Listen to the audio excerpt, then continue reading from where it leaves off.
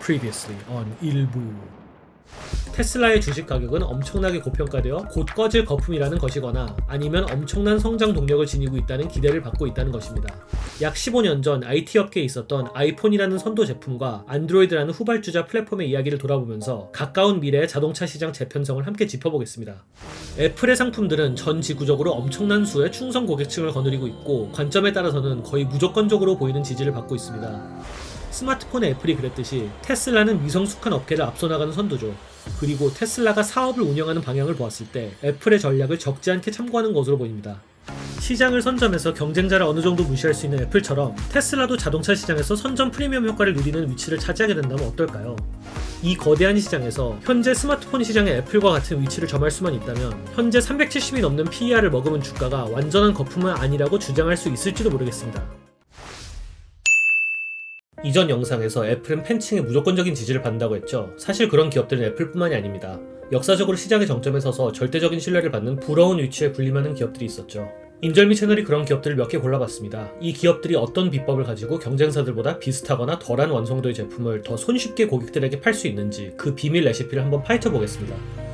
시청자분들 중 카메라 덕후분들이 꽤 있으실 겁니다. 일반화를 조금 하자면 미러리스 세대의 분들은 아마 캐논이나 소니를, DSLR 세대의 분들은 캐논이나 니콘을 보유하고 계시겠죠. 이 바닥이 워낙에 장비병이 심하다 보니 기기 업그레이드를 애호가분들은 심심치 않게 하죠. 소니를 예로 들어볼까요? 사진에 처음 관심을 가지고 욕심이 생긴 덕후 A씨는 유튜브도 보고 이것저것 블로그 글을 읽어본 후에 소니의 기술과 그 카메라들이 뽑아내는 특유의 느낌에 매료됩니다. 입문기인 알파 6000도 가격은 50만원으로 저렴하지만 그래도 같은 소니니까 나도 같은 느낌의 사진들을 뽑아낼 수 있겠죠? 부족한 기능들이야 그냥 내가 몸으로 때우면 되니까요. 카드를 꺼냅니다.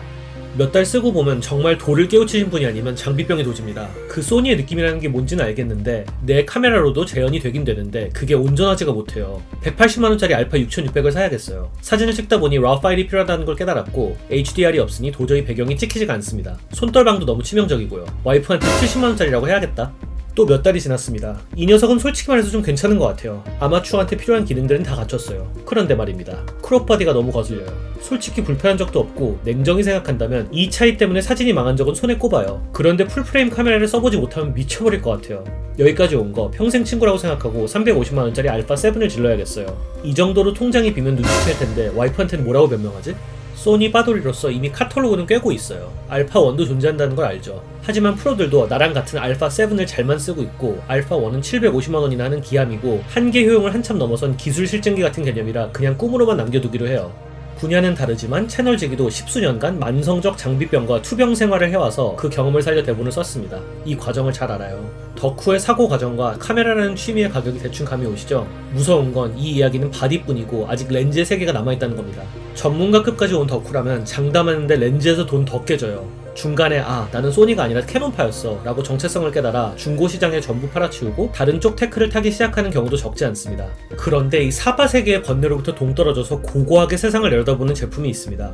1000만원이 넘는 엄청난 가격으로 유명한 바로 그 라이카입니다. 이 카메라의 성능은 어느 정도냐고요? 수치화되지 않는 사진의 느낌과 같은 감성적 요소를 제하고 기능적으로만 따지면 이 라인의 입문기 이하입니다. 그럼에도 불구하고 라이카 애호가들은 그 믿음에 흔들림이 없습니다. 서구권에서는 라이카로 찍은 사진만의 독특한 느낌을 The Leica Look 이라고 하고 중국의 라이카 애호가들은 라이카 카메라에서는 The Way, 우리말로 의역하자면 독일 감성이 있다고 주장합니다. 라이카는 어떻게 기술적으로 떨어진 제품에 고가를 매길 수 있으며 그러면서도 확고한 팬층을 거느리는 걸까요?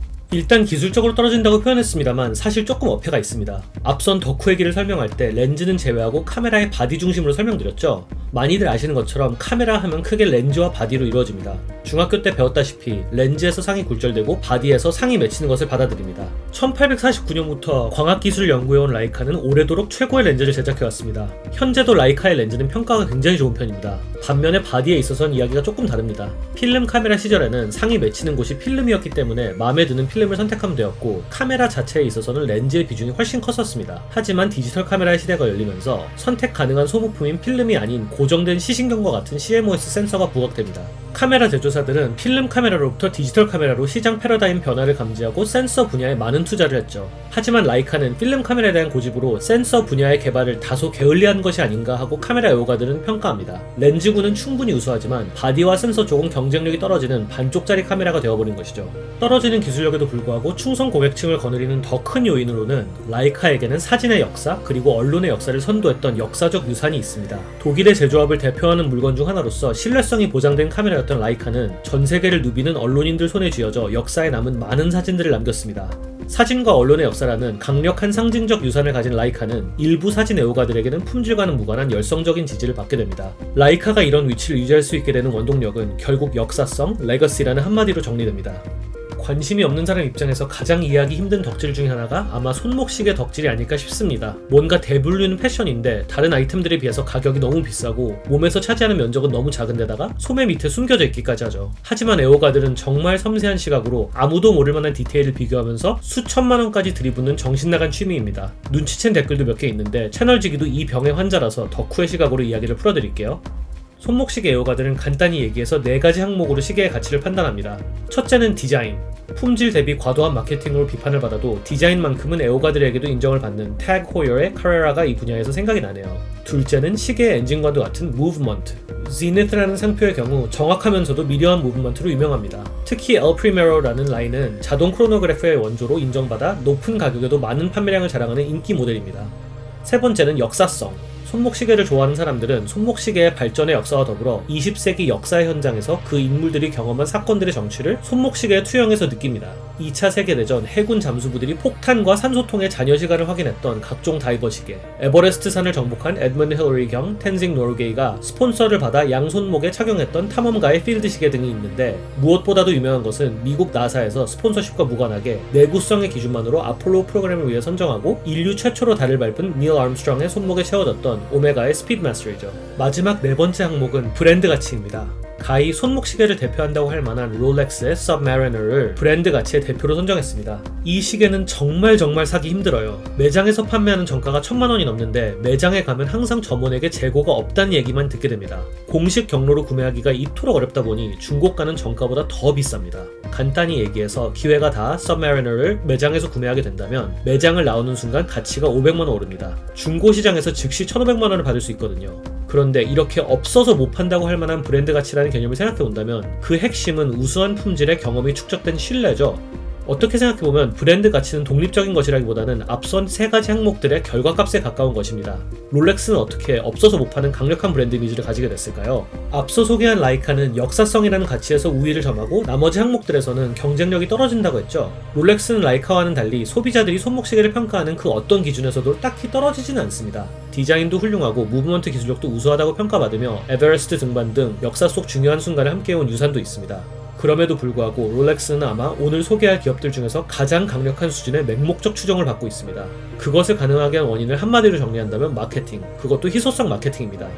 손목시계와 같은 사치품 제조사들은 다양한 방식으로 마케팅을 하죠.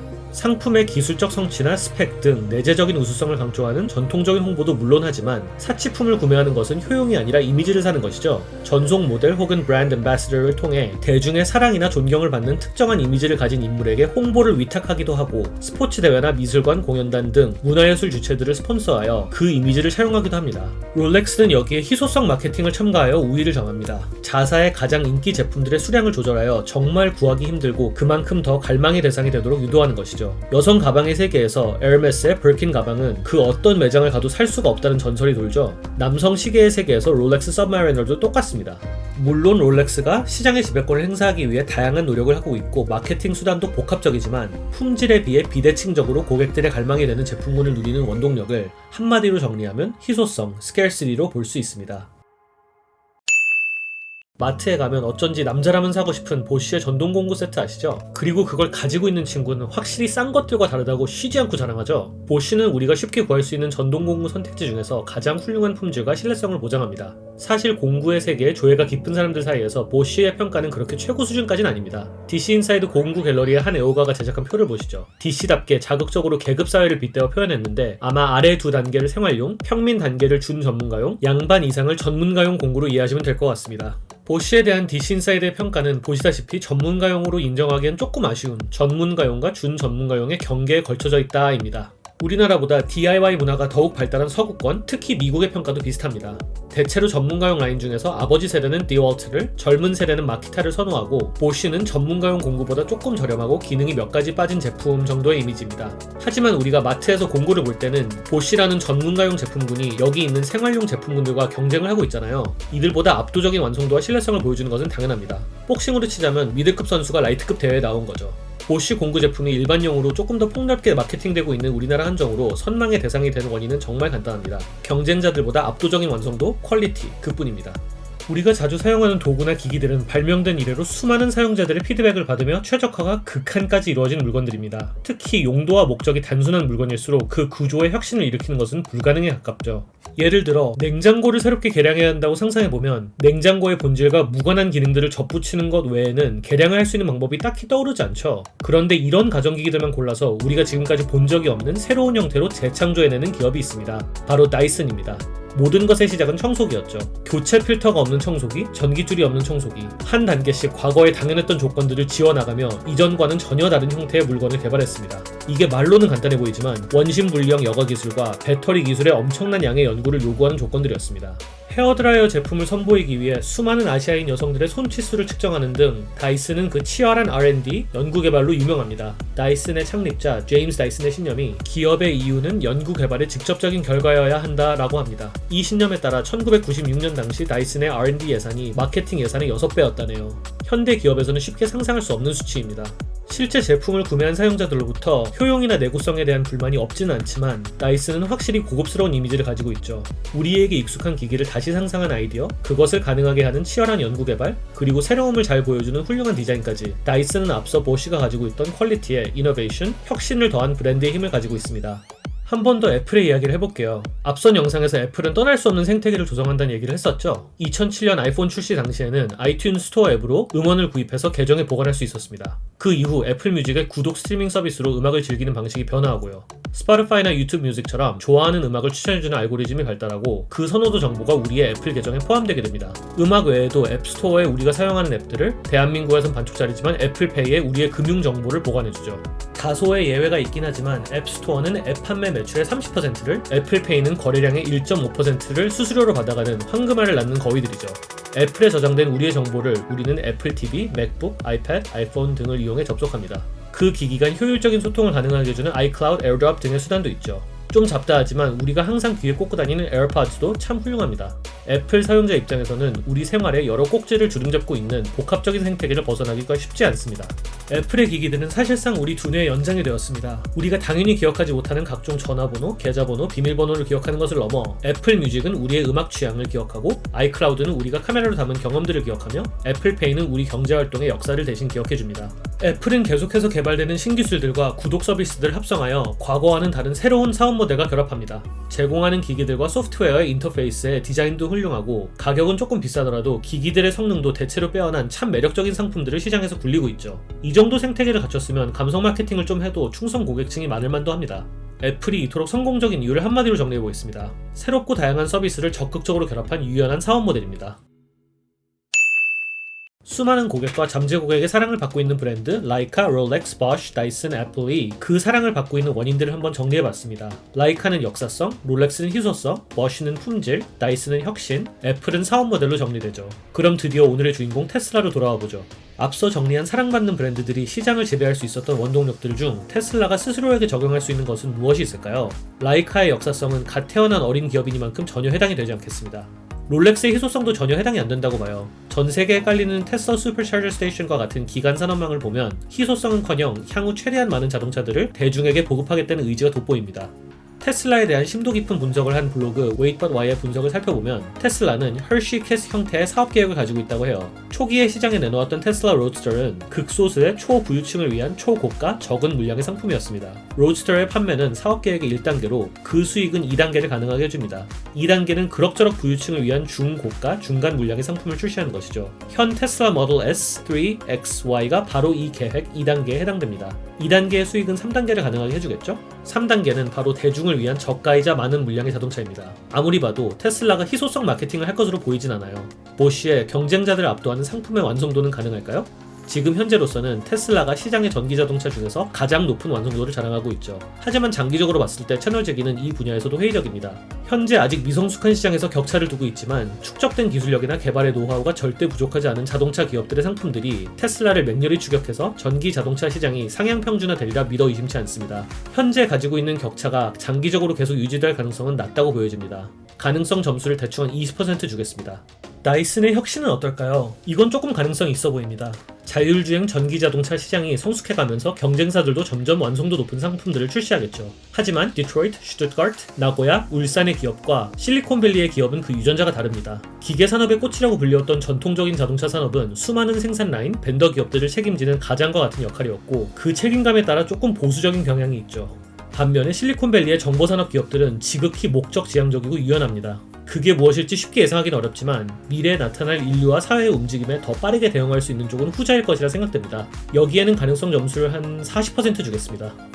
애플이 가진 다양한 신기술과 사업 모델을 융합하는 발전을 테슬라가 타산지석으로 삼을 수 있을까요? 이쪽은 가능성이 상당히 높다는 것이 인절미 채널의 의견입니다. 아이폰과 애플 기기들이 우리 두뇌와 신체의 연장이라면 테슬라의 자동차들은 우리가 점유하는 공간의 연장이 될 것입니다.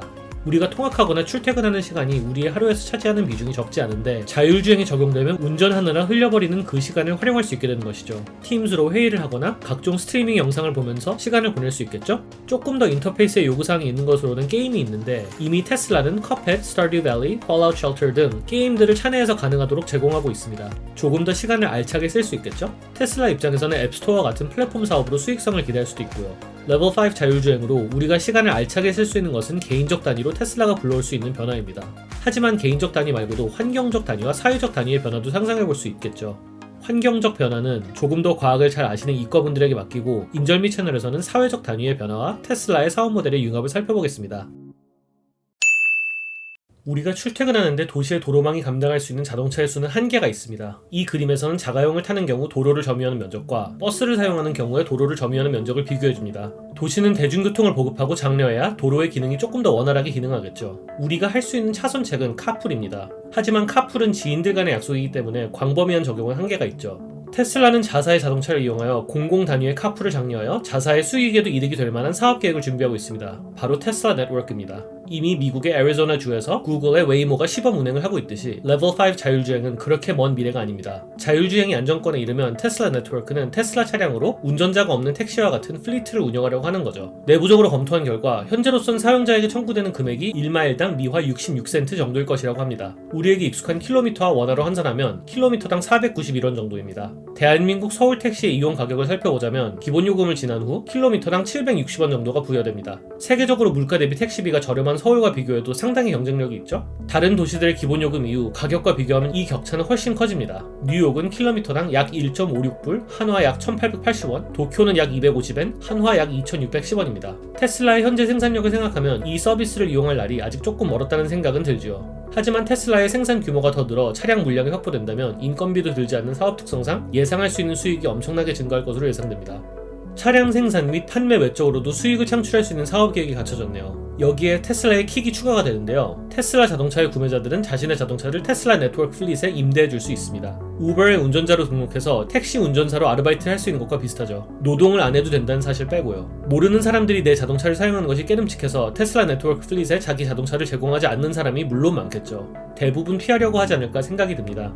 하지만 테슬라 자동차를 원하거나 필요로 하지만 경제적 상황이 허락하지 않는 경우 대출 상환금의 일부를 테슬라 네트워크로부터 창출하는 수익으로 대체할 수 있겠죠. 테슬라 네트워크에 차를 제공한다는 선택지로 테슬라 자동차의 판매량이 증가하고 테슬라 네트워크에 소속된 자동차가 많아질수록 서비스의 경쟁력이 강해져서 차주의 수익도 더 확실하게 보장하는 양성 피드백이 이루어집니다. 자율주행만 이루어진다면 흥미로운 사업 계획이죠. 개인의 시간의 단위에서도 사회적 단위에서도 환경적 단위에서도 테슬라는 파괴적 혁신을 불러올 조건들이 많이 갖춰져 있습니다. 앞서 소개해드린 계획들 외에도 그 혁신들과 함께하는 새로운 사업 모델들은 많이 개발될 것으로 보이고요. 사업 모델 점수, 인절미 채널은 70%를 책정하겠습니다. 지난 영상을 올린 이후로 미국 주식시장이 폭락해서 377이었던 PER이 283으로 떨어졌습니다. 지금이야말로 기회일까요? 과거 성공을 이룩한 기업들의 비법을 해체해보니 테슬라가 가진 강점도 부족한 점도 보입니다. 롤렉스 시계처럼, 다이슨 청소기처럼, 애플의 아이폰처럼 테슬라의 자동차는 미래의 도로를 지배하는 강자가 될 수 있을까요? 인절미 채널은 다시 한번 열린 결말로 남겨놓겠습니다. 시청해주셔서 대단히 감사합니다. 구독과 좋아요를 통해 우리의 이야기가 계속될 수 있도록 도움을 주시길 부탁드립니다. 이미 구독하신 분들에게는 인사를 올립니다. 여러분들이 생각하시는 것 이상으로 큰 힘과 도움이 됩니다. 감사합니다.